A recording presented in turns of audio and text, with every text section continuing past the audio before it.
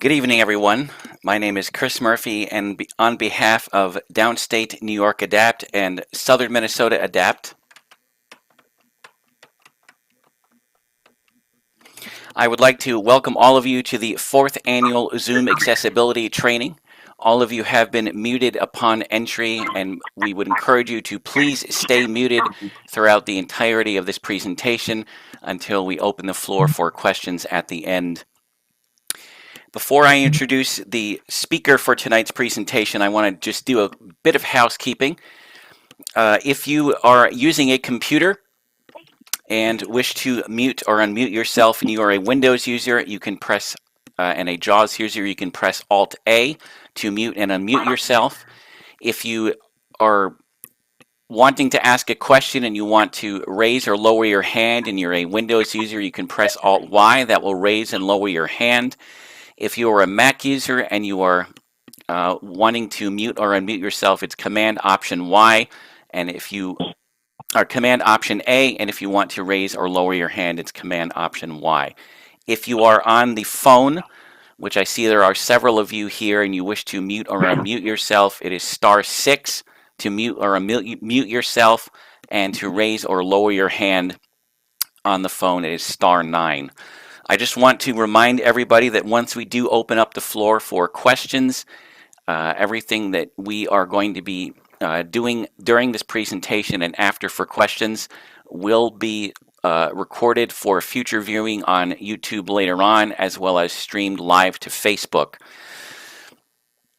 I want to introduce the speaker for tonight's presentation on behalf of the Downstate New York Adapt and Southern Minnesota Adapt Accessibility Working Group.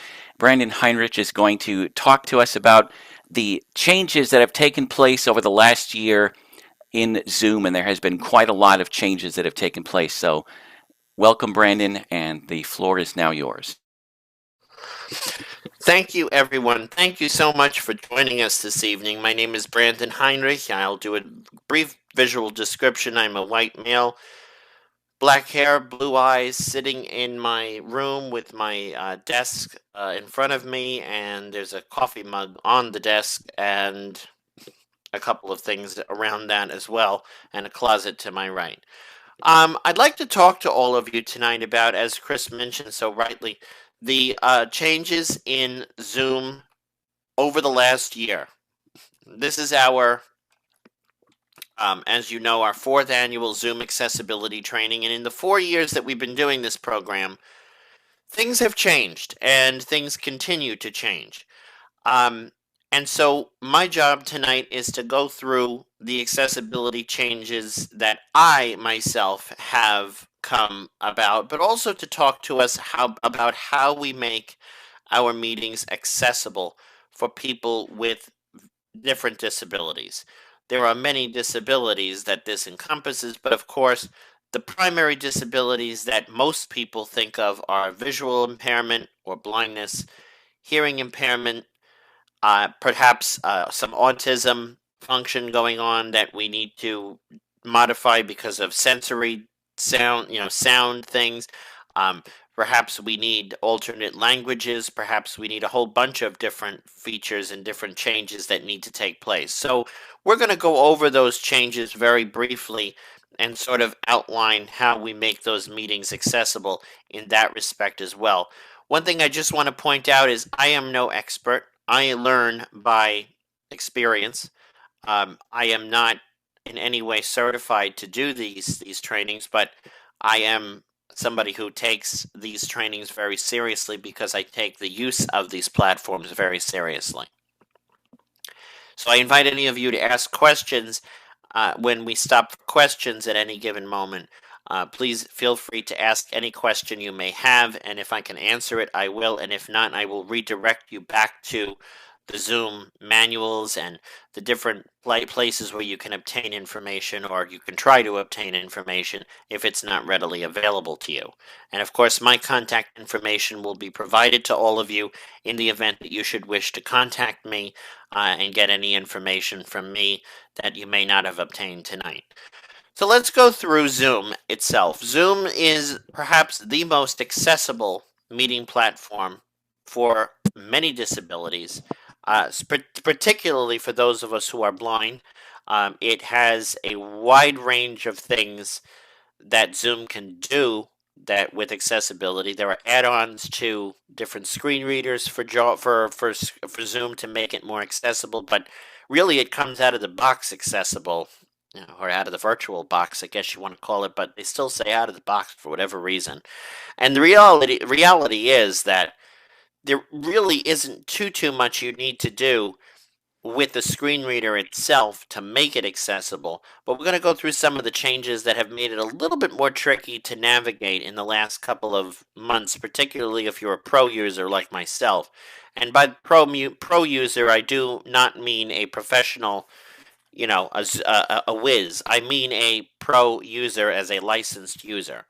So there are different tiers of Zoom, as probably you already know. There's the free version, Pro, Enterprise, etc., etc. And then, of course, now there's this thing called Zoom One, which basically integrates phone, everything into it. And that is very expensive. There's also the Zoom webinars, which webinars are a whole nother ballgame when it comes to different accessibility standards that we need to be focusing on. Do I see a hand up?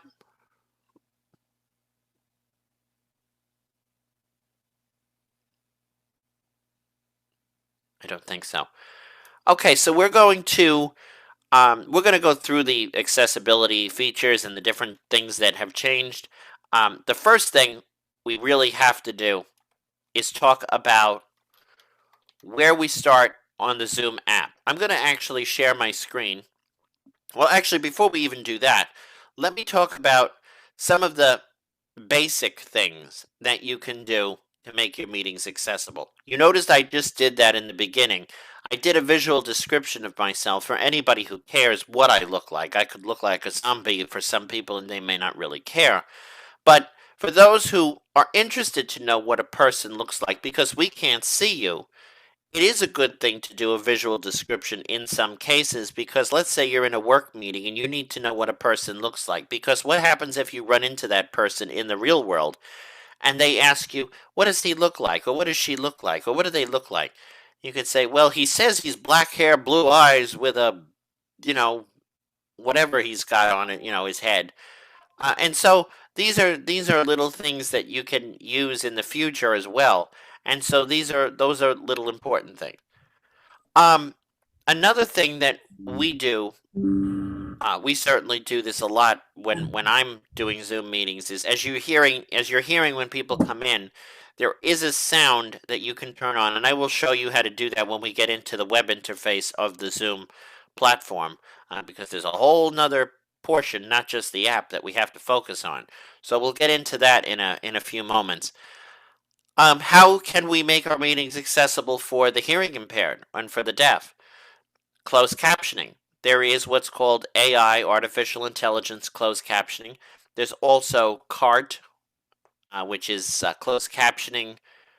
I forget the RT, but there's an actual person doing the transcribing, or you can spotlight an actual sign language interpreter, ASL interpreter, to make it easier for you. So those are some of the basic things you can do. So we're going to actually go through the Zoom app as we see it in front of us at this moment. So I'm going to share my screen. Just bear with me for a moment.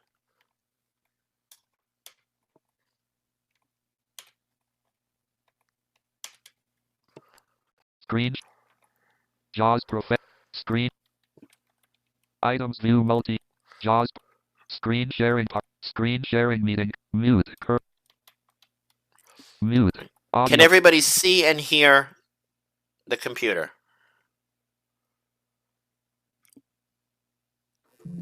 Yep, I can hear it. You can see it. And I can hear it. And Okay. and we can see it. It's like a desktop, it looks like. Okay, so at least you can see it. Okay, JAWS so we're going to go JAWS through the Zoom platform. audio settings. I'm going to tab around because for some reason it won't let me minimize or maximize. I don't know why. Context stereo micro. So Mute. the first thing we see when we get into this Zoom platform, or this meeting control, for example, is the mute button, or so we should see. We can tab or shift tab up and down. So I'm going to do that. I'm going to shift tab first to get to the top of the window. Stop share alt S button. We have a stop share, Dock to bottom button. dock to bottom, More button drop More. down. Show participants and content participants. button. Remote control button. remote control, Annotate button. annotate, Pause share alt pause, T button. share. Actually, we're going to go Annotate. differently. Mute. We're Audio. going to go back. We're going to go down. Gene, mute. So we're going to start at the mute button. We're going to tab Audio settings button drop down. Elizabeth White. audio settings. I'm sorry, you're going to hear my jaws say who's DR. coming Carolyn in. Peters has stop video. We've alt got V stop button. video, Video video settings. settings. None of this has actually changed. I will say that. Open participants Open panel. participants 20 panel. participants. Alt U. More options. More for Brandon, are we options. supposed to participants. be seeing something other than the desktop? Because that's all we're seeing is your desktop. As I said, I'm having trouble minimizing for some reason, or Okay, no worries. maximizing. So let me try Leave to it do desktop.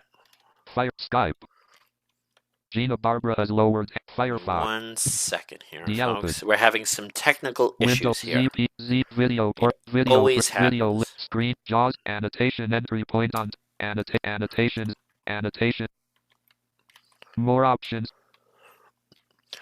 Channel And again, I'm not participant. quite certain as to why this is Quit happening. JAWS. Let me just Channel load. Let me just quit JAWS here. Let me restart it. It's always something, folks. I apologize.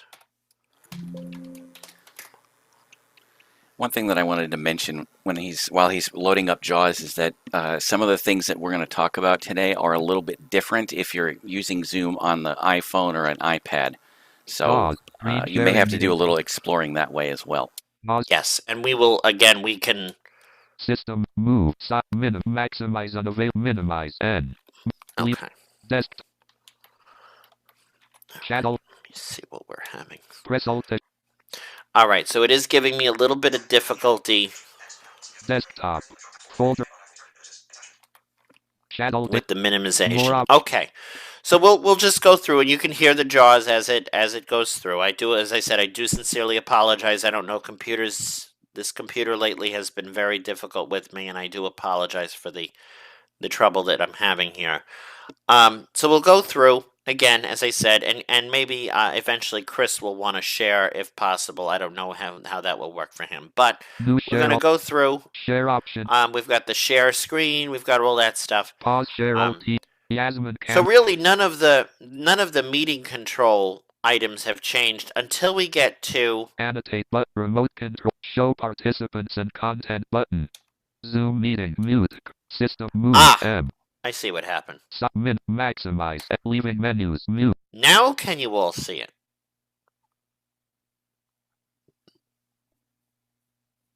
It looks the same size to me, but maybe that's The just same me. size. Okay. What do you say? Or somebody else that can see it?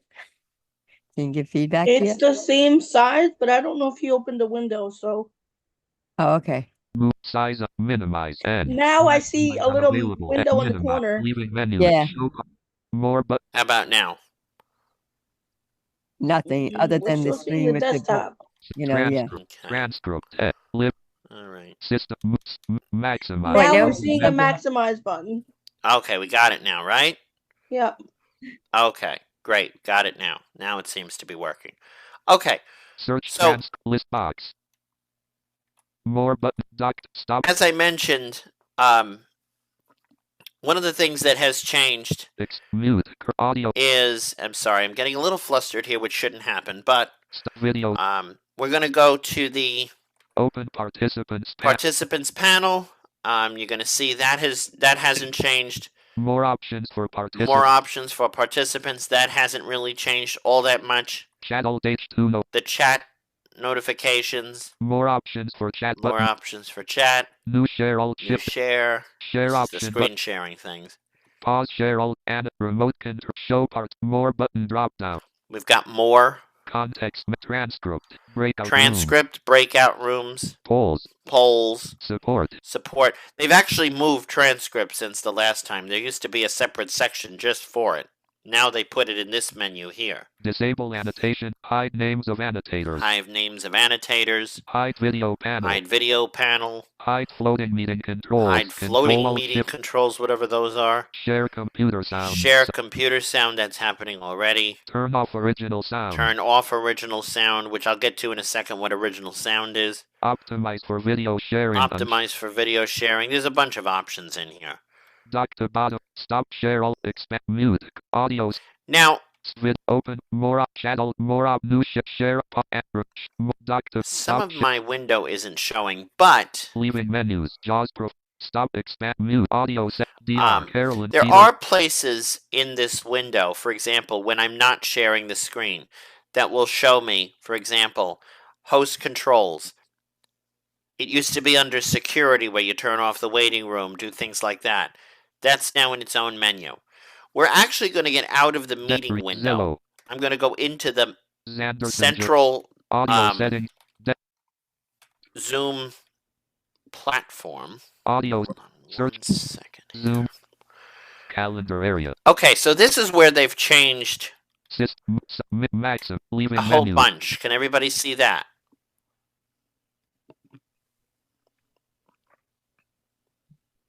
You're seeing a calendar and a few other.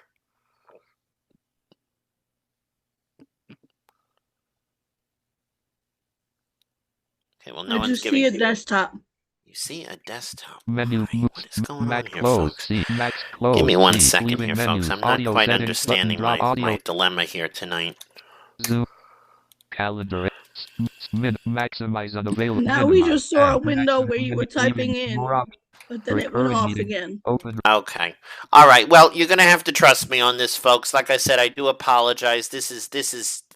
Please do not let this reflect the mission of Downstate New York Adapt and its companions. But unfortunately, I am having some technical problems here with this share. I'm actually gonna close this share and see if perhaps that's my problem.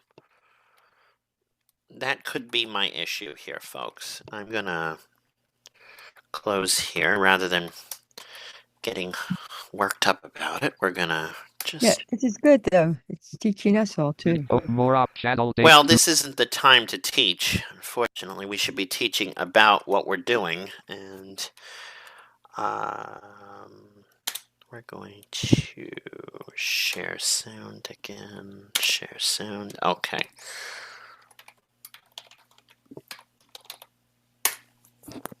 No.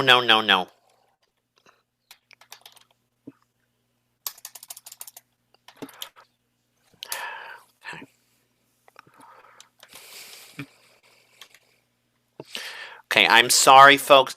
I'm having a maximize unavailable type night here. So I'm going to just go through things and hope you'll bear with me. So in the Zoom, the main window, they've changed quite a lot. They've moved things, yes, and I see we're losing people, and I do apologize. Chris, at any point, please feel free to step in and try to help.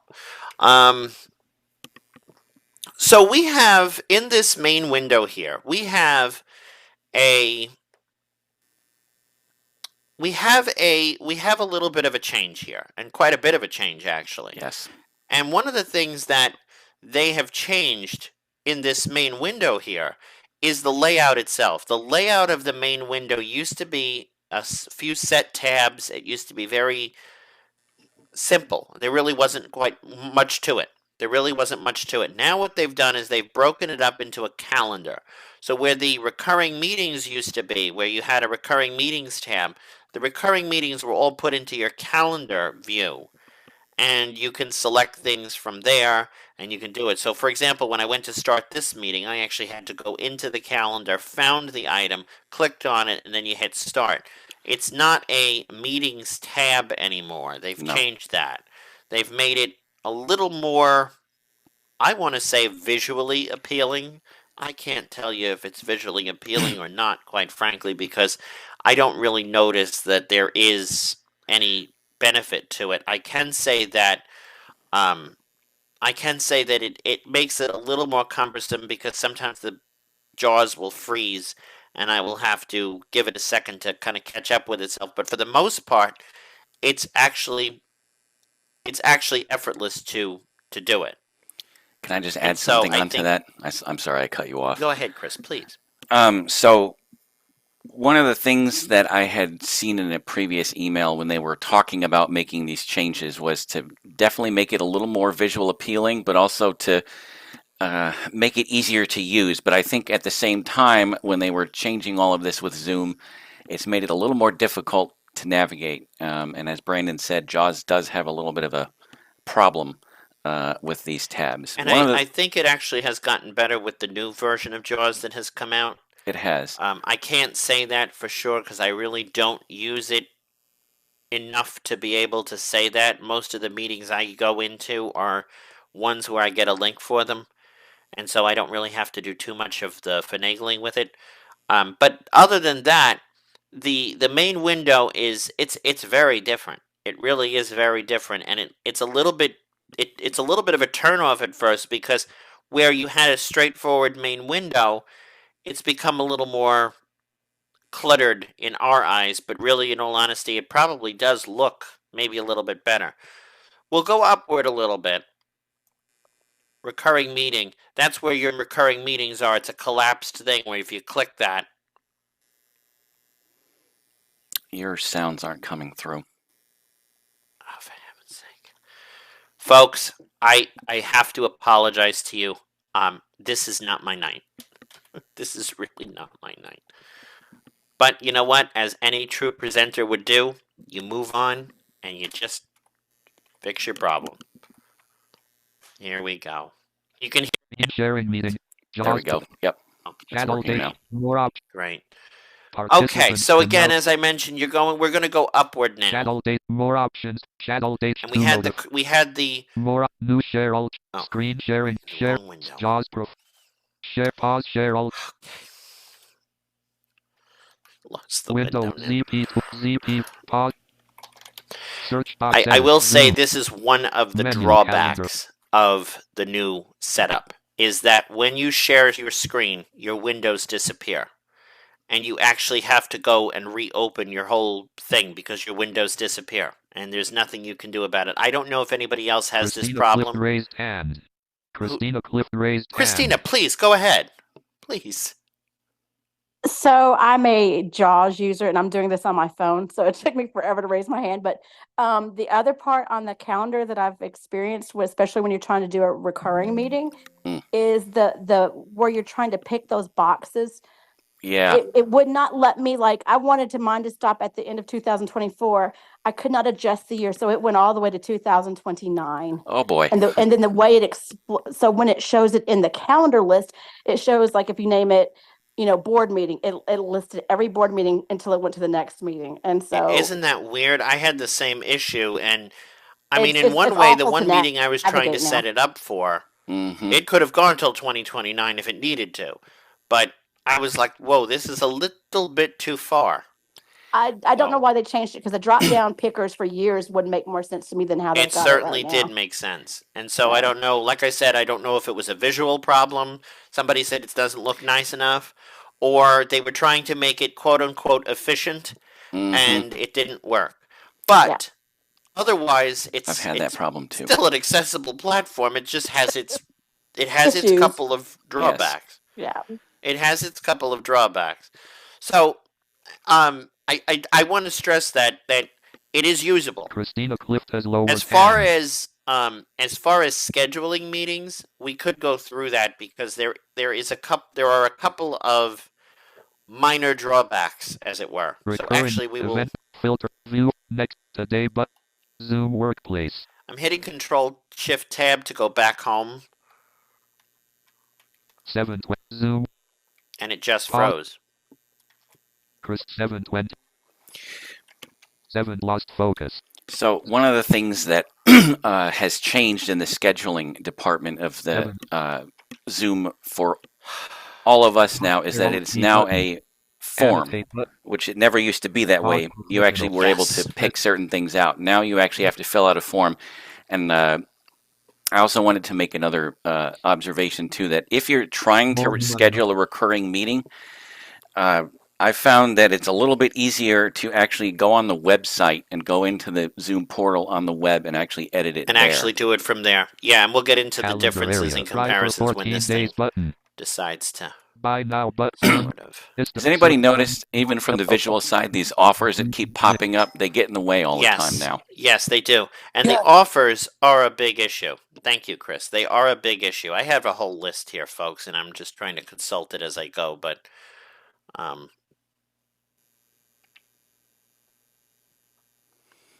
They're trying to advertise you to buy certain products, but they actually... like, for example, the annual one, which just popped up, they keep wanting you to buy annual because you'll save. Instead of going monthly, they want you to... Zoom Workplace. History. Team chat. Calendar. Home. Okay, we're finally home.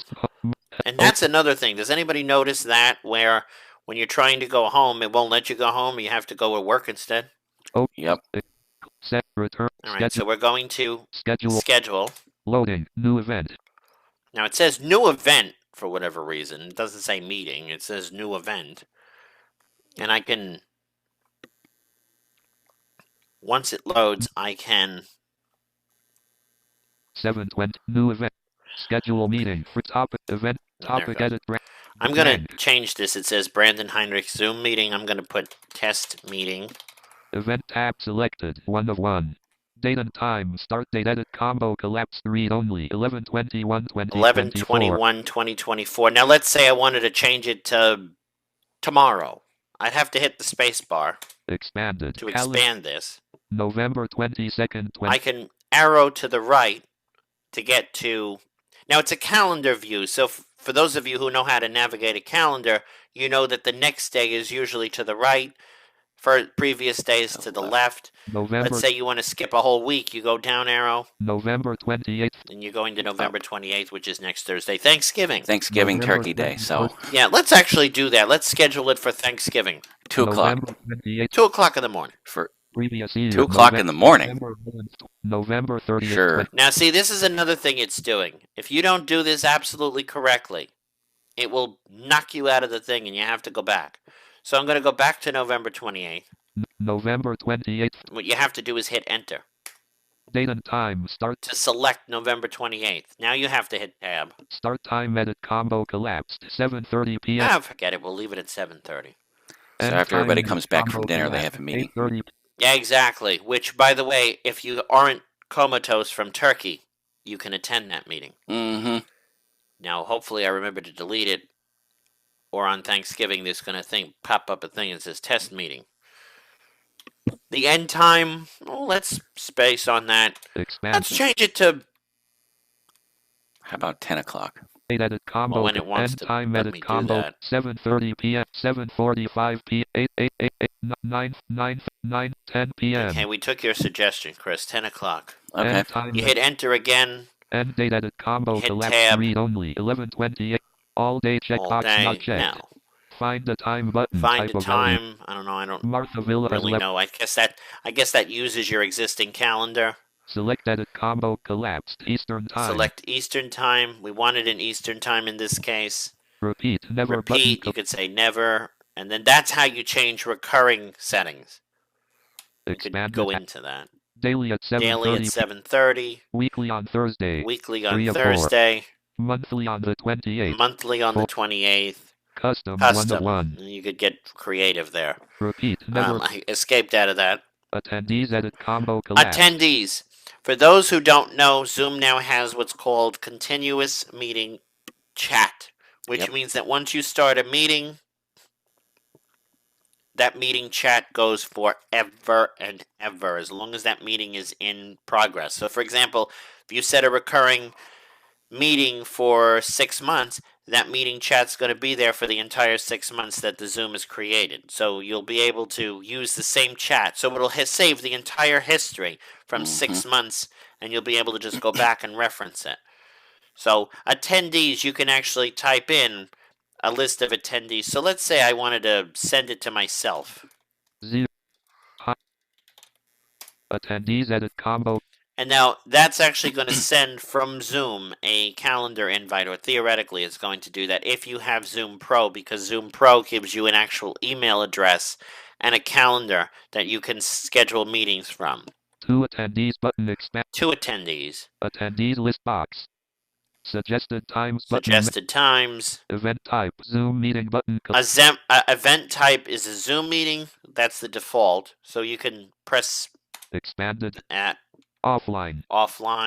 Zoom meeting. Zoom meeting. Event so we want to leave it at Zoom meeting. Meeting settings button. Meeting settings. Modal dialog. Meeting settings. Go to previous page. Meeting ID group. Personal meeting ID 700. And that's the existing. That's the old play. You know where the old meeting settings just kind of were out in the open. Now they put it in its own little hideaway here. So you can do meeting ID with your personal. You can use generate it automatically. Meeting security. Meeting security. Passcode only. Passcode edit 313367. Passcode learn more button collapsed. Sarah Mornis says waiting room only. Got a waiting room option.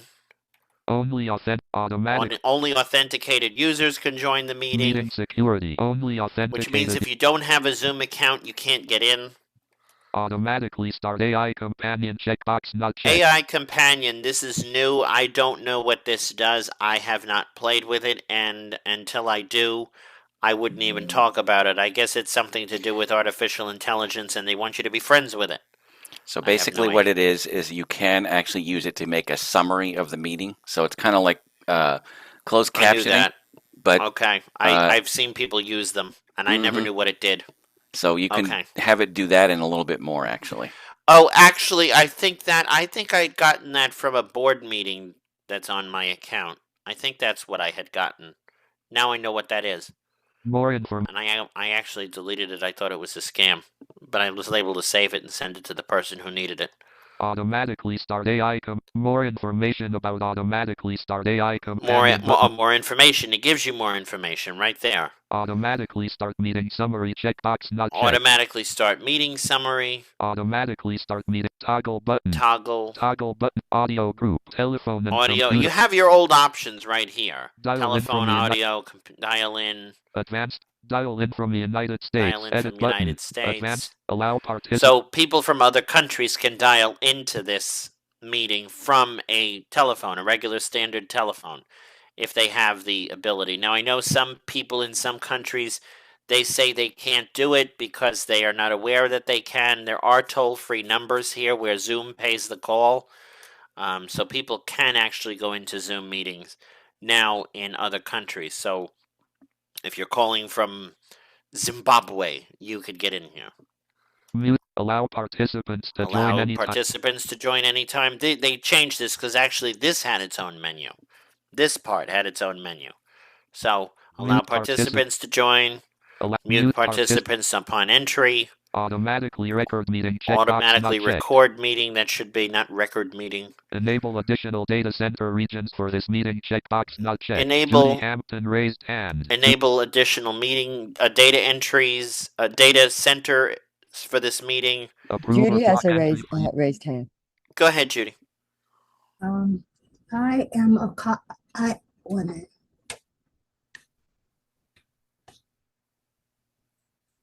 I am a CUNY student, and I was wondering, could I change Josh's voice to a different voice?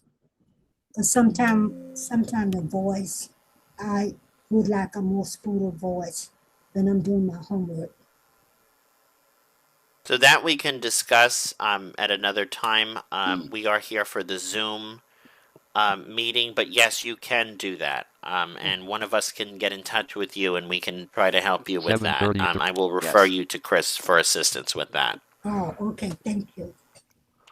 Alternative host. And this gives you alternative host. Alternative hosts, I don't touch this because alternative hosts, you need to have multiple hosts on your account, so multiple users have to be linked to your account, and then you have to pay multiple licenses, which who needs that unless you're a business or you have some kind of entity like that. Interpretation. Language interpretation. This is wonderful. They've made this change since the last presentation. Interpretation is for people, obviously, who need a foreign language interpreter. So let's say somebody who is Spanish. You can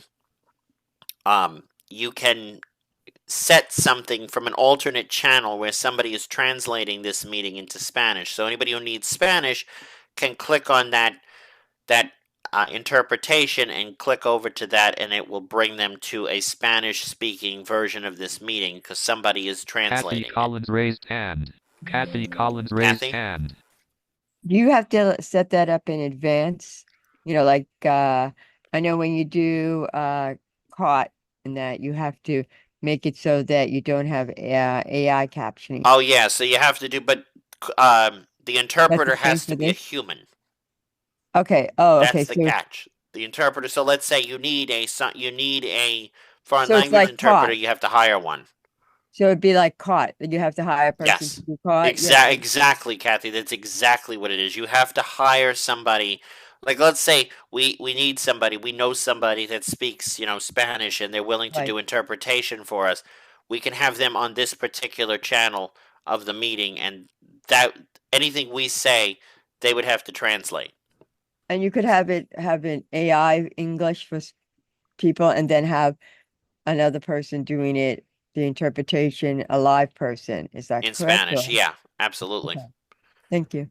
And I've never really messed with it, but I've been on meetings that have used it. So I've seen how it works. And actually, one time I was sitting on the Spanish version of a meeting for like 10 minutes before I realized, wait, you have to switch this. Gina's hands up. Gina? Yeah, I've also been on a meeting that had the ability to do that. King Majority does that all the time, and it's interesting because even if they're speaking Spanish, there's a way that it interprets it for you into English. So it's a really good feature. I think it's great. The only downside, as Brandon said, is you have to have a human that's actually translating. They may get it. They may make it eventually. Where you can have an AI. They do that anyway for other things, so they may end up making it where you can do that. It would be nice if they did, but I don't really see that happening at the moment. There's another hand up. Anybody else? Anthony. Anthony?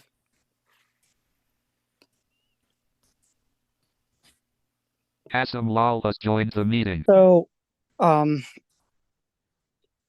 if I had like an interpreter, right, that was Japanese, right? Oh, dang it. Did I just lower my hand? I don't think I did. But anyway, if I get somebody who's like Japanese, Albanian, Polish, like, do I have to hire, like, how do I go beyond hiring that person to be the interpreter for that type of So meeting? yeah, again, you'd have to hire every single language. You'd have to have somebody for every single language. And like Gina said, it might do it for you, but you do have to have somebody who's able to do that kind of interpretation. So you'd have to have somebody for each language, because they do allow you to do that. They allow you to have multiple languages. They're not just saying one or two, they're saying, several in one shot from what I've seen. But the only thing I have seen is an English and a Spanish channel. So you can, it's like the TV. You have an English and a Spanish channel. Half the channels are Spanish. And, it's like, whoa, but I didn't want that. I hit the wrong channel. But you can... I know, it's when you hit the Spanish channel, you're like, oh, dang it, you didn't mean to hit that. I didn't mean to hit that. But yes, it's possible to do that. It is possible to have multiples. Mm-hmm. Any other questions before we move on?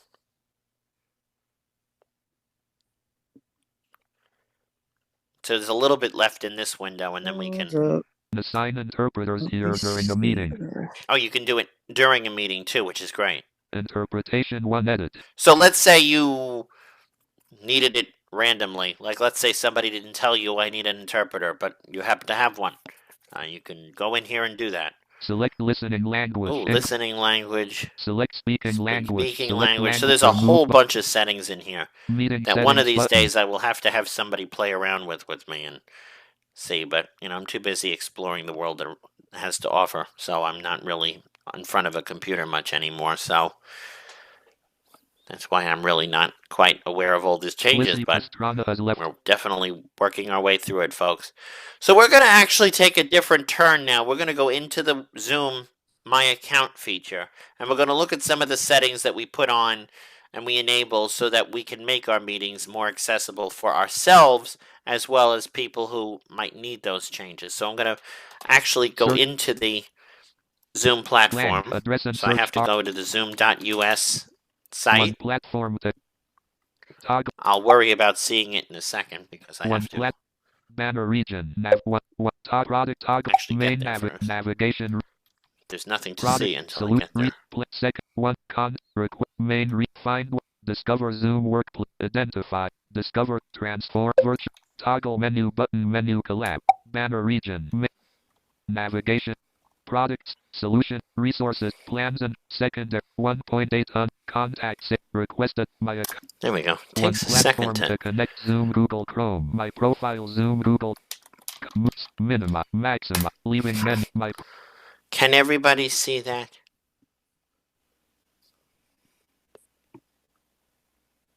Yes, I can see it. Amen. Hallelujah. And it has your phone and email and stuff? Yep. Okay, so you can see it then. Good. Okay, so it's just the Zoom window playing mean tricks on me. Okay, thank goodness. All right, so we're in the My Profile section, which is the section you go into when you go to My Account. My Profile. You can go down to link product solution resources link plans and place we really need to go, which was the and meeting schedule join host button web app button collapse. We'll actually go back to that in a second because I want to go through what Chris was saying about the scheduling on the web. Brandon Heinrich meetings nav our best deal link get close no side navig personal home menu. So does everybody hear that where it says home menu and you can go down profile menu meetings menu. They decide how this page looks every 5 minutes. I will be honest with you, this page looks different every time you go into it. They literally change things, then they change it back, then they go back, etc., etc. So it keeps going. So we want to go into webinars phone menu, personal devices, whiteboards, notes menu, docs new menu, surveys menu, recordings, meeting summary clips scheduler settings menu. We want to go in here. Personal the settings menu 16 of 18. My settings Zoom AI. So general heading level let's look 3. at the general settings first. We're going to go through this whole thing because there's probably things that have popped up in the last 5 minutes that we don't even know about. AI companion panel at the app header. User E. Support version for AI. User E. G. Meetings. AI locked by heading level 4. Allow users to ask AI companion questions about the meeting. Allow hosts and invited participants to ask questions to AI companion during a meeting. Support version 4. Automatically allow access when the meeting starts. So this is the AI companion stuff. We're going to skip that. Share access with heading level meeting summary with AI automatically share remind me to auto delete meetings use screen share automatically share summary with remind me to auto delete meeting summaries use screen share content with OCR use meeting chat messages heading level team chat heading level team 3 chat. This is new. Heading level 4 thread summary with AI companion summarize lengthy and I love when they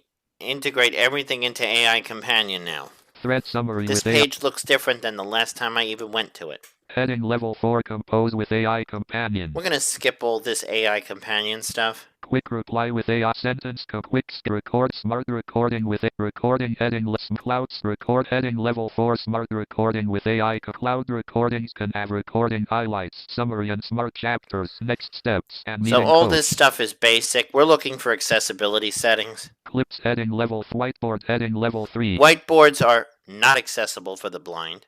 There's really nothing you can do about that. That's like a standard whiteboard that wouldn't be accessible for us. But they're very handy for other people. So use them if you wish. Whiteboard content generation with it. About heading level 2 link. Download heading level 2 link. My settings. And I'm going to be honest with you. Setting search set edit. Group AI companion tab select general tab. Oh, I see. They've changed it to tabs. Meeting tab. Kathy's okay. Tab. Kathy, go ahead. Is there something that maybe we could suggest to Zoom to make whiteboards accessible? I don't know. I don't know how they would. We were talking about that last year, and I don't really know how they would make them accessible because it's like any other whiteboard that somebody would write on it. We can't read that either unless we use like Seeing AI or something like that. But it's a possibility to look into it. Right. I mean, we should all stop putting our thinking caps on. Maybe we can come up with something. Yeah, that is true. All right, so now I see what we have to do. We have to go to the General tab. This is totally new. General tab, virtual. And I'm going to be honest with you folks. I just hand. want to let you all know Dunn's raised hand. I'm not as prepared as I usually am for this presentation, and I do want to apologize. And the reason for that is, well, there's many. And as I said, I'm not in front of my computer that often anymore. I'm too busy exploring the world, so I'm not really paying attention to what these things are doing. I see Anthony, I think, has his hand up. Yep.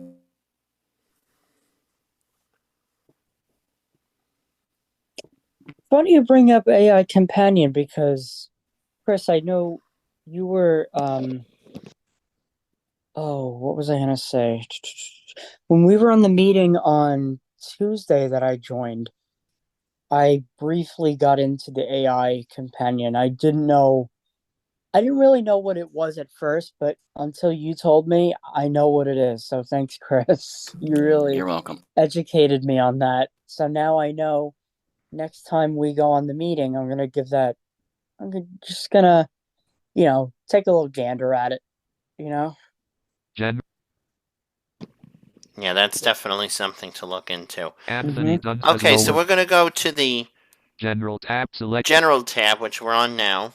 Audio Zoom Apps tab, Data and Storage heading level 3, Real-Time Data Center, other heading, Show Join from a Room feature on Zoom, Hide potentially sensitive information on mobile task switcher heading, About heading level 2. Okay, we don't need anything in there. Link, get clips menu.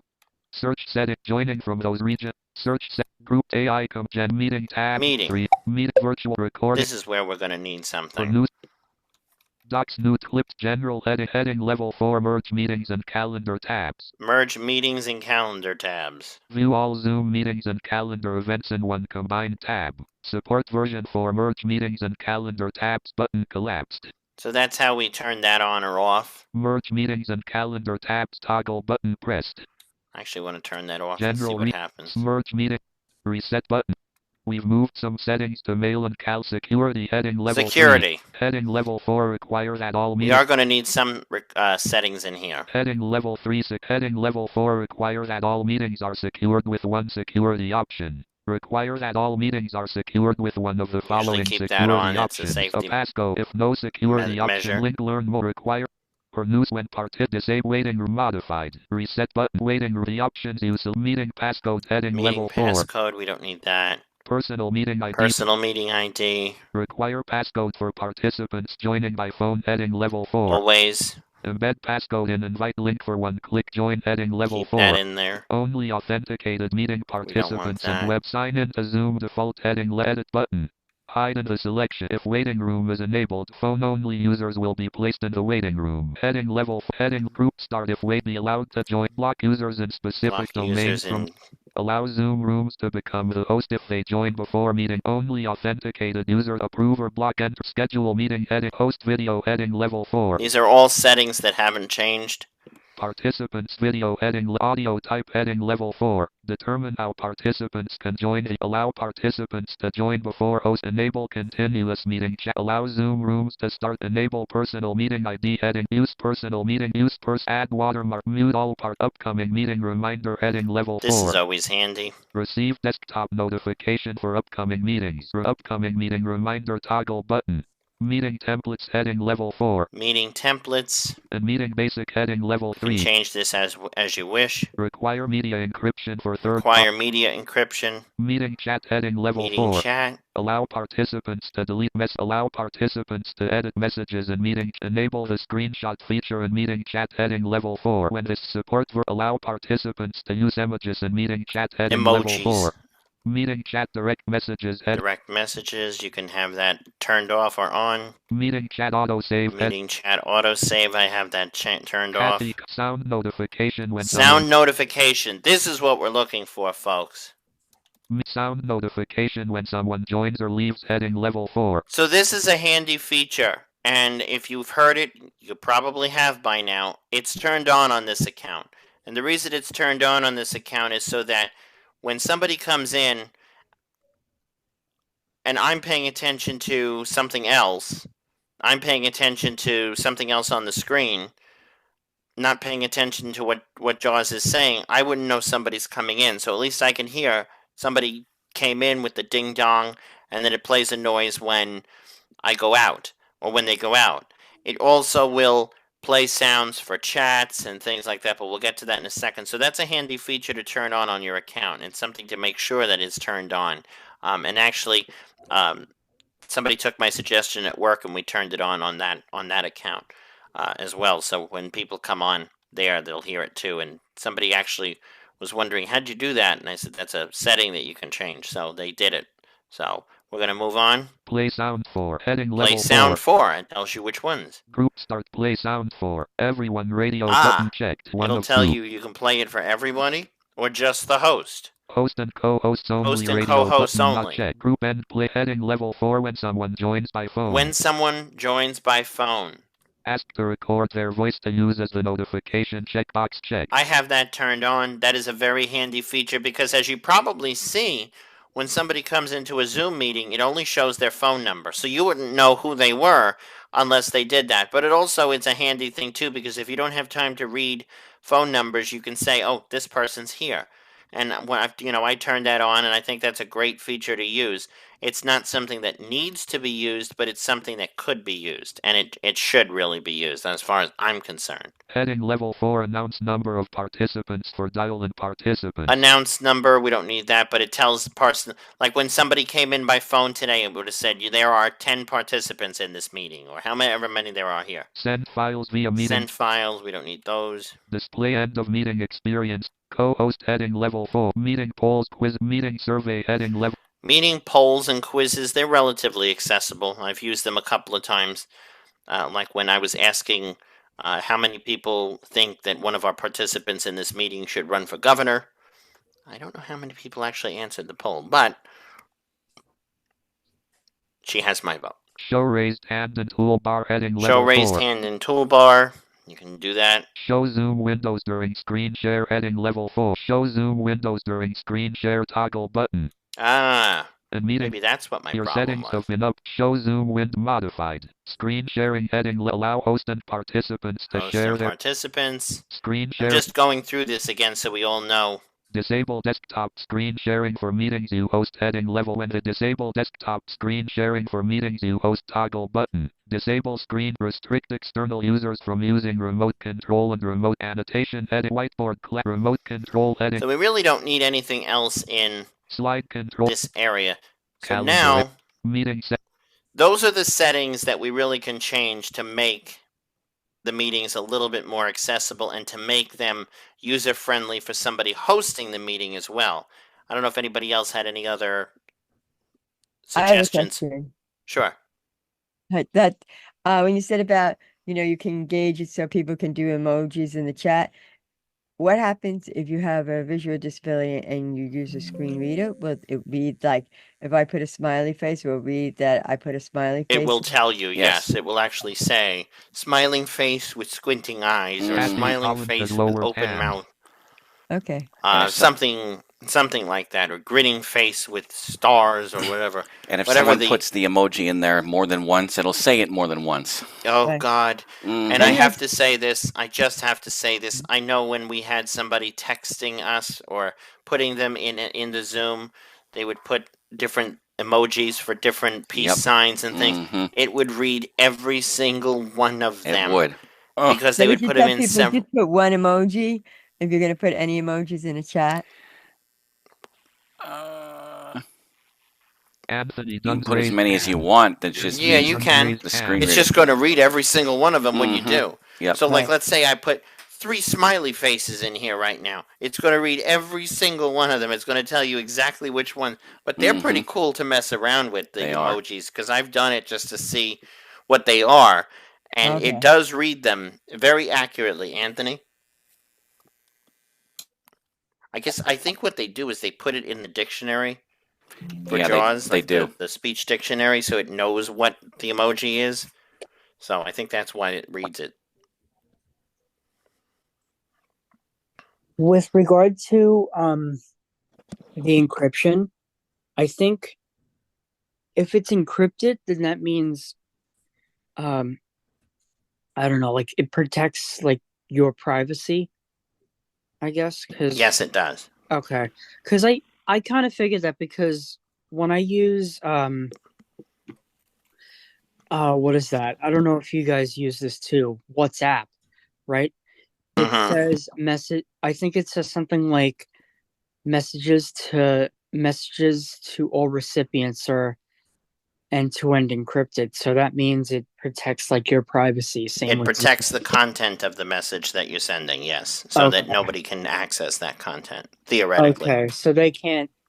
Oh, so that means they can't listen to the messages that's being read. Yes, which is exactly why people use WhatsApp when they're criminals, because supposedly it's so encrypted that they can't get into, people can't intercept their messages, which I don't know how true that is, but a lot of times when you see that criminals have used social media platforms for different things, it's always WhatsApp for some reason, and I don't know why.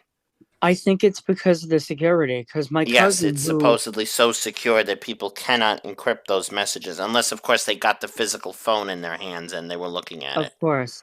So I use it for my cousin, who I'm proud to say who's in the Coast Guard, if you guys didn't know that.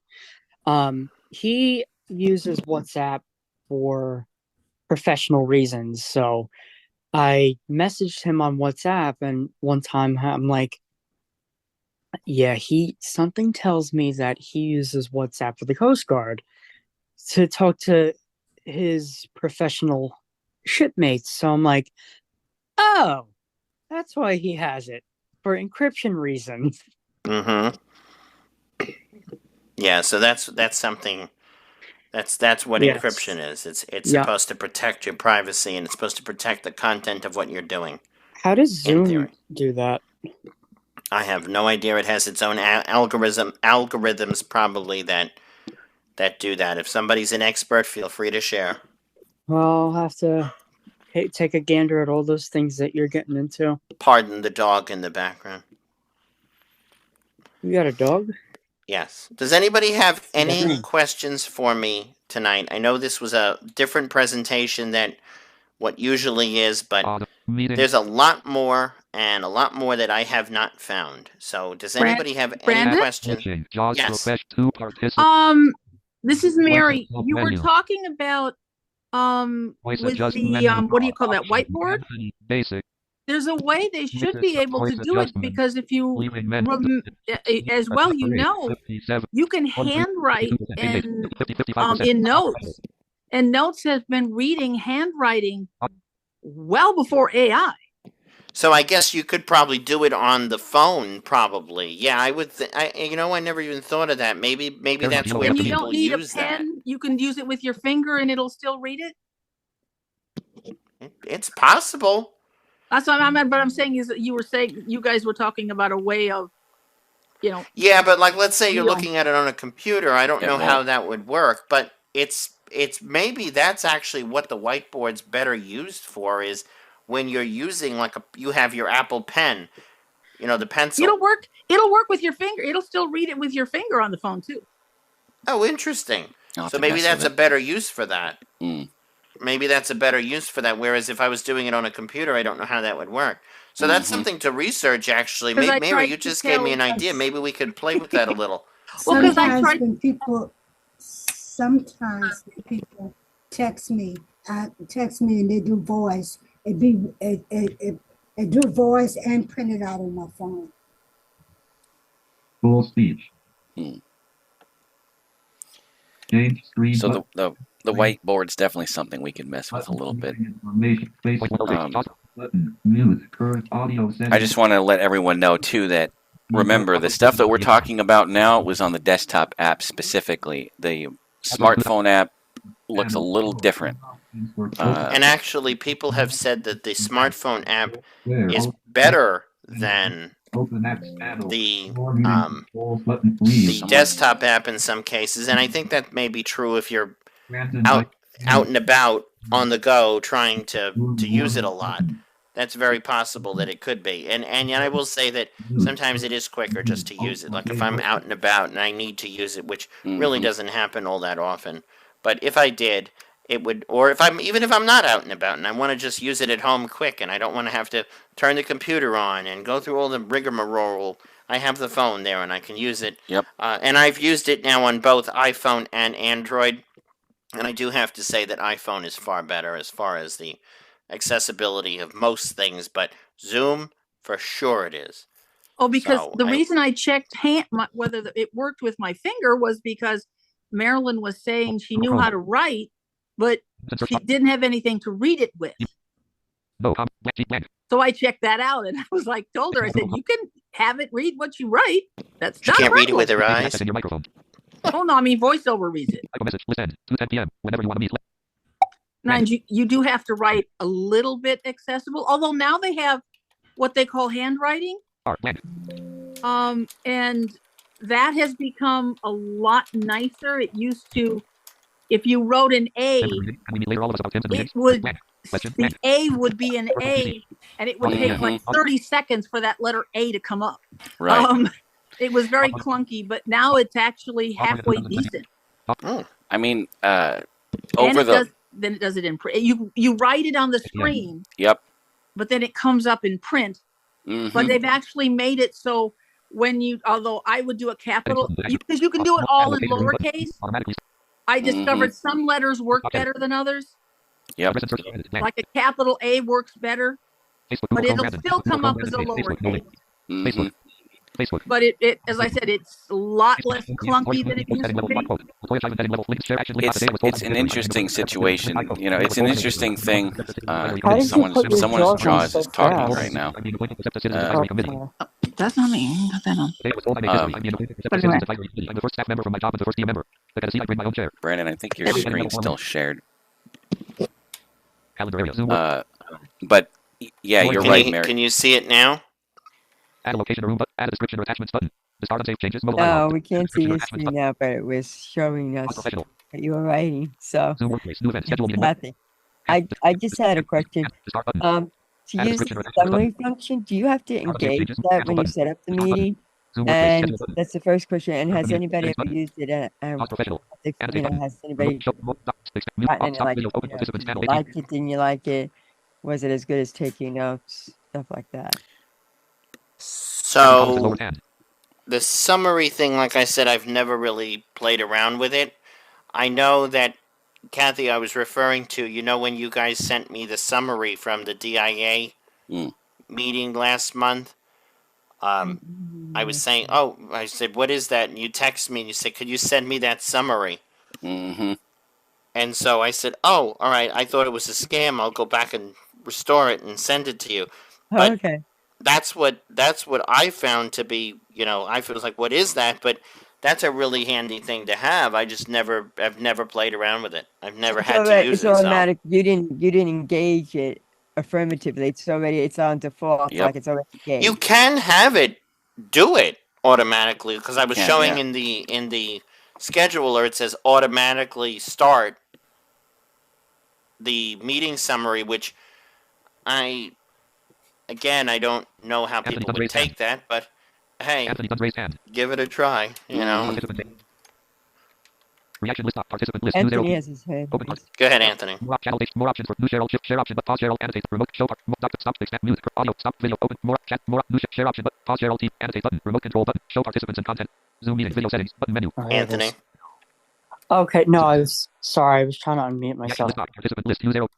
I realized that when you were trying to access the Zoom, you put your JAWS a little faster. How did you do that? I'm surprised you even did that. Oh, I went into the options and I did it from there. Oh, so how do you do that? Alt-O? Yes, and again, we can talk about those issues separately. Perfect. If you need assistance, we can reach out about that. Somebody can assist you with that. Yeah, if anyone has JAWS questions, we can talk about that. I'll text you after the meeting. Well, don't text me after the meeting. Text me tomorrow. Okay. Any other questions relating to accessibility for Zoom? I mean, as far as iPhone goes, Is there like any change? Was there any changes that were made in the previous iOS versions of They have made a fair few the changes. Like for example, the phone? raise hand used to be, I believe, under its own little thing right in the middle of the window. Now they've put it in the reactions section. Oh, okay. They've done different little modifications like that, but there's nothing really notable that's in there. There's just little things you have to relocate. But other than that, everything looks the same. That's what I'm thinking. Everything looks the same except for like the reactions tab, or like when you're you've got the reactions. You've got the participants thing looks slightly different, but not really noticeable if it's anything else. But I think one of the nice things about that is that the iOS app doesn't really change all that much, which is a good thing. That is good. And I don't know why they don't really change much, but let's not say another word because they might change. They might change it now. The whole thing. Mm-hmm. So that's a possibility, but get a little bit more wonky. And Mary, that's funny you brought up voiceover, because when I'm an iPhone user, right? That's actually a good point you brought up, Mary, because I am very, very, very, what's the word? Like savvy with voiceover. But the thing is, I don't really know how to use like an Apple Pen, so that's something that I would want to take training on. Yes. Not training, but something I want to learn.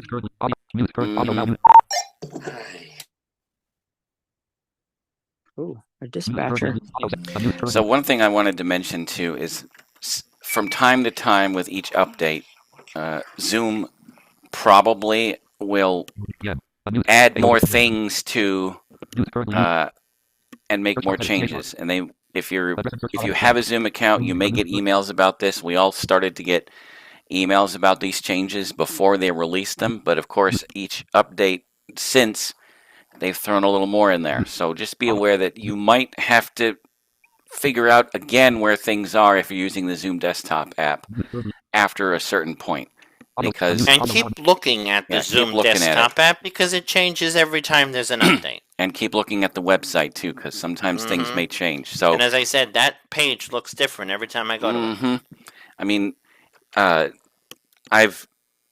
remember when I first started going to set up meetings and registrations and stuff, it was simple. Now, it's so different now. You have to go to 2-3 different tabs to do things. So just be aware that. Yeah, and actually we didn't go through that, but one of the things that is different about that is it's a little more user friendly in that you can change things a little more effortlessly on there. So does anybody have any other questions in relation to this? Yeah, this is Yasmin. Go ahead. I just wanted to know, so is it the same across all of like the plans, or is it only like if you have the free plan, will you see these changes? Or there are some changes that you won't see, because what actually happened was Zoom did this whole thing called Zoom Workplace now, which actually is universal across all plans.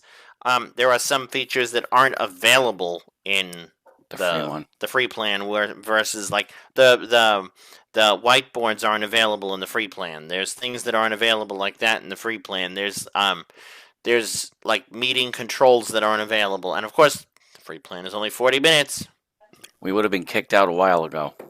Exactly. So there are definitely things, and you can actually do the comparison of the plans when you go onto their site. They show you the different things that are available in each plan, which is kind of cool. So. Makes me think of Ira for some reason. Oh, if you're a frequent Zoom user and you do a lot of different meetings, you definitely want to get a pro plan or a business plan or whatever you need. But I can tell you a webinar plan, and that's a whole nother ball of wax. But the webinars are very inaccessible because for some people that don't know, and I know some people have horrible experiences with webinars, if one of them would like to share. But I know that some people who first go into a webinar and have no idea what a webinar is, what it looks like, the fact that the windows look different. Yes, they do. they would be completely lost, because the webinars are very different in the sense that when you go into a webinar, you are muted. You can't interact unless they allow you to interact. You have to go put things in the chat. You have to hope that when you put something in the chat, somebody's looking at the chat. If it's even enabled. Yeah, well, if the chat, actually, there are webinars I've been on that the chat was not enabled. You couldn't even do anything. You just had to sit there and listen. And then if you wanted to react to them, or if you wanted to talk to them, you had to beg them, basically. I don't know how you did it, but you had to beg them to actually unmute you and let you talk. It's a really different ball game, a webinar. I was just on a WebEx webinar the other day, and everybody was looking for the place where you put stuff in the chat. Everybody was looking for the place where you put things, like where you unmute, where they realized it was a moderator mute control. The moderator could only unmute or mute you. And people were saying, well, I can't get to this. And I said, well, there's no way you're going to. You're just going to sit there and let them yak. And if you want to talk, you have to try to find the chat. So that, again, that's where I say WebEx is a little less accessible than Zoom. So again, like I said, Zoom is very accessible. But if you've never been into these kinds of settings, that's where it can get a little challenging, and that's where your windows look different. They do, and I remember when I went into the first NFB webinar I ever went, I'm like, what is this? But if you don't get, if you don't get panel access in the beginning, you can't do anything. So just be aware of that. If you're ever going into a Zoom webinar, you're just going to have to just sit there and, listen to it. Anthony put in the chat, is the webinar on Zoom. Yes, Zoom has webinars that you can. Zoom actually has a webinar feature. If you've never been on one, it's a totally different ball game. It's a totally different window, a totally different layout for that window. It looks different. And it looks very deceiving because you're trying to engage and you can't. Even if you want to, you have to. There's certain controls that they give you access to and certain controls that they don't give you access to. So that's where it's a big problem. Yep. So it's not a problem per se for somebody who knows what a webinar looks like. But again, if you've never been on one, like when we were all on one in 2020, we're like, what the heck is this? This looks different. This looks weird. Oh, because it's a webinar, we can't do certain things. That was my How first do we experience. do this? How do we do that? Brandon? Yes.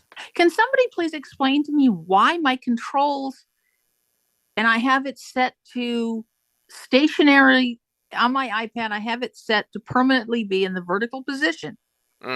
Why does the controls change from the upper left-hand corner to the center of the bottom of the window with no apparent understanding why? I have isn't that to go like, what is that, Chris? It would be in landscape mode then. Yes, it changed your orientation and so you have to go into the no. You don't understand. It will be there, and I'll go to another Zoom meeting, and it's down in the middle. And I'll go. Oh, so it's just Zoom doing it. Yeah, that's weird. I've never seen that. Strange. I have to figure out where it is every time I go into a Zoom meeting. I got to figure out. You have to beg it. You have to say, please don't move. Yeah, that's it. Could that be set by the moderator, though?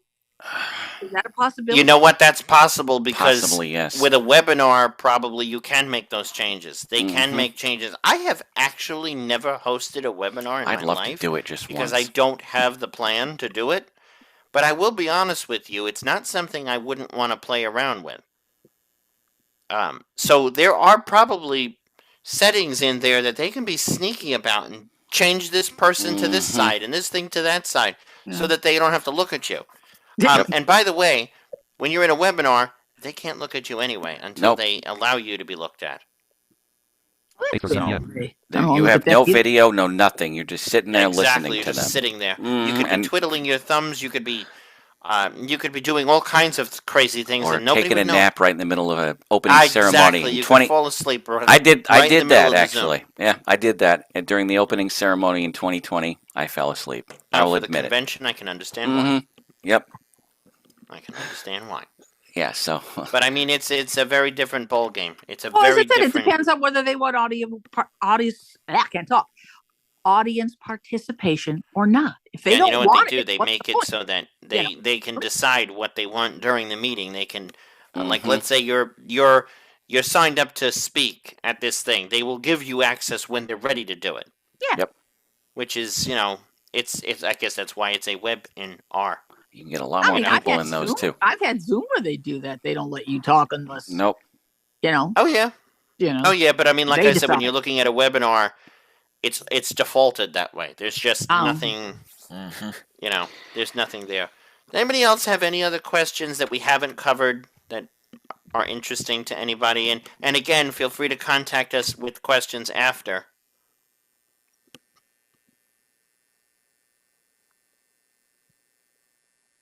Going once? Oh, I know what I would like. Okay. What would you like, Kathy? What would you like, Kathy? I would like is that I know you have to have, like, in order to get people's names and contact information, or even just to get the names, you have to have a pre-registration link, which some people, find a pain in the neck.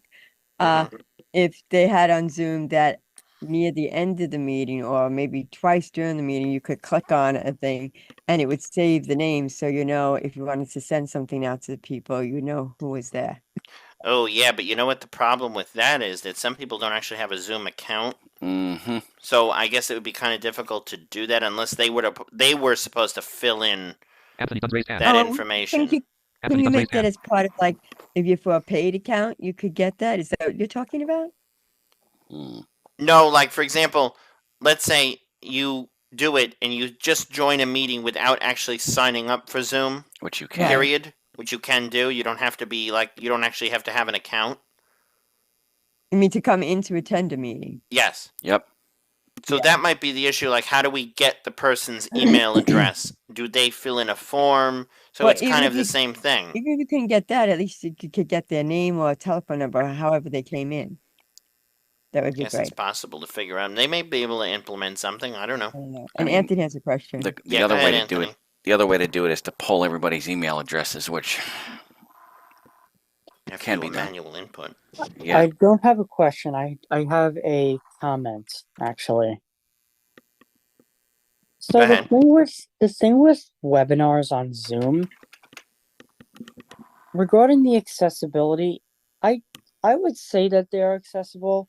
I just don't. My only question is that a lot of people for conferences or webinars, they use WebEx, and I don't know if, like, see, my dad uses WebEx for, like, his work, so, like, I don't know if WebEx would be accessible for, like, iPhone users or, like, Mac users. It is with an iPhone. It's a little more accessible. I will say why people use WebEx is because most of the time it's integrated into their telephone system by default.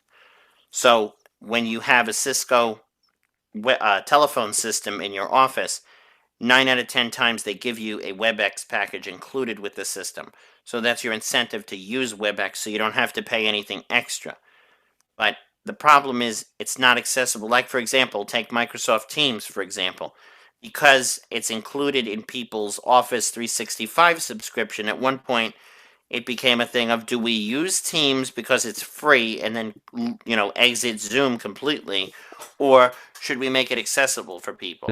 And that was the problem, where people were actually using the freebie and leaving all the people that needed accessibility out, because Teams is not accessible at all.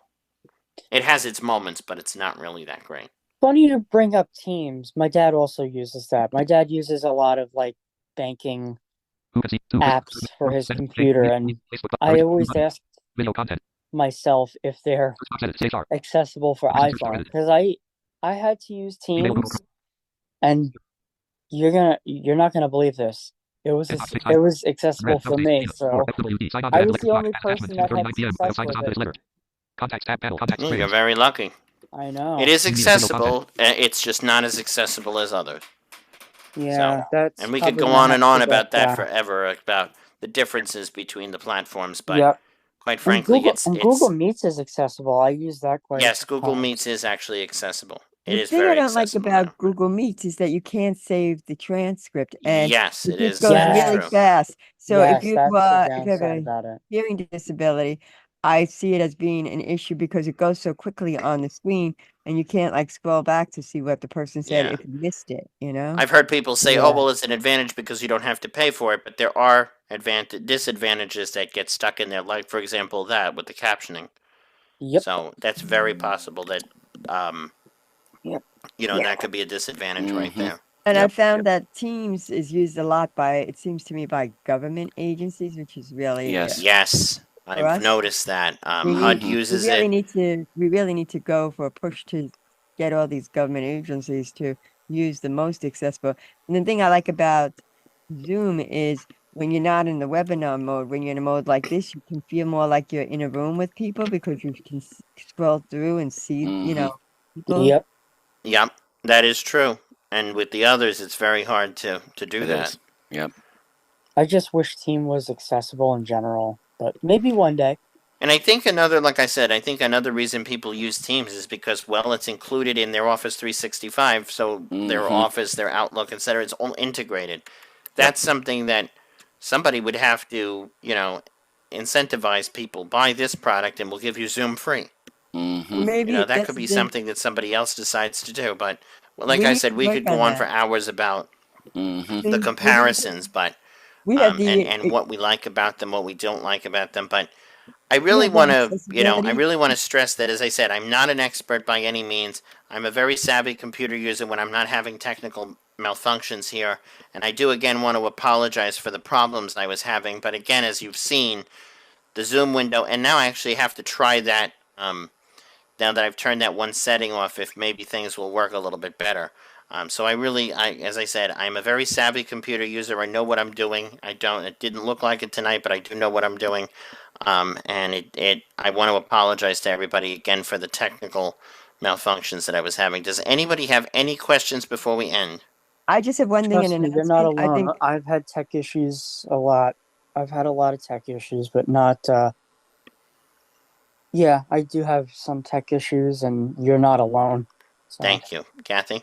I just have one announcement. I think you or Chris should talk about, just mention about our accessibility working group, and maybe people would go to that and help us with making things more accessible. Yeah, sure. So we have an accessibility working group. If you are a member of Southern Minnesota Adapt or Downstate New York Adapt or want to learn a little bit more, we run the accessibility working group every second Tuesday of the month at 1 o'clock in the afternoon Eastern Time, 12 o'clock Central.